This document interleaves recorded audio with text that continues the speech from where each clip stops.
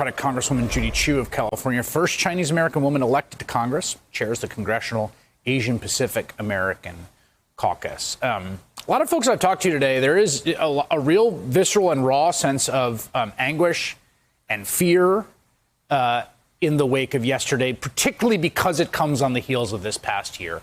How are you thinking about what we're seeing here? Well, we were shocked and heartbroken when we heard about the deaths of these 8 people, 6 of them being Asian women. We think that this is the culmination of a whole year's worth of hate that was stoked by the xenophobia of Donald Trump. And let me point out, this man says that this was not a hate crime, but he picked 3 businesses to deal with his sex addiction, and all 3 of them just happened to be Asian businesses, with the first one being called Young's Asian Massage. So what does that lead you to believe when the majority of the victims were Asian American? Nonetheless, it is something that you could have seen from this year and what has happened with these 3,800 hate crimes and incidents that have occurred. Yeah, I want to ask you about your personal experience in terms of your constituents, because this is something that for the last year, there has been a lot of focus on coronavirus, the president calling it the China virus, and increasing rhetoric from a lot of quarters of American life directed at China as a kind of enemy, as an external enemy. And in your relationship with your constituents, in terms of what you hear, how has that impacted the folks you represent? What has that meant over the past year? Well, we first saw it in January when the coronavirus was making its appearance.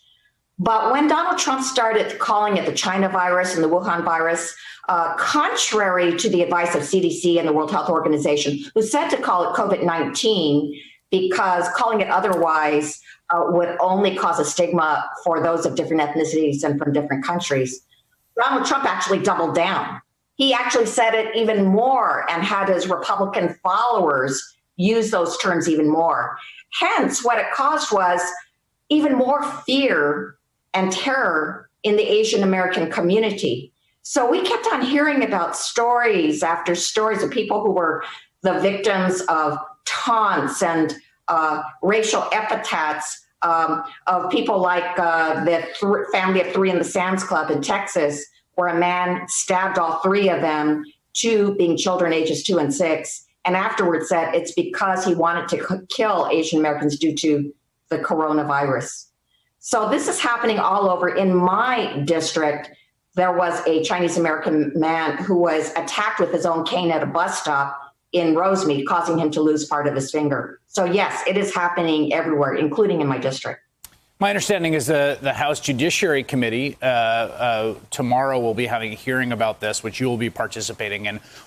I guess the question is, what at a federal level of policy, right? What can be done? So we have been pursuing many things. One is right after the president made his executive order, we asked for a meeting with the Department of Justice. And let me say how significant it was that President Biden did that. We've been asking for a year to meet with the Department of Justice due to all these hate crimes and incidents, but we were totally ignored.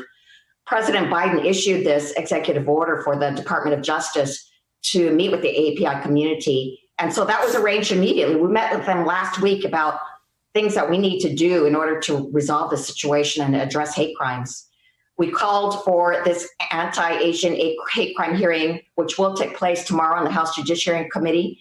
And we are calling for the passage of the No Hate Act, which would vastly improve the collection of data on hate crimes, which right now is very spotty, is toothless, because the federal government relies on local law enforcement to report, and many of them have great variance in terms of how they treat hate crimes as to whether they even report it at all. In fact, 3 states don't even have a hate crime statute.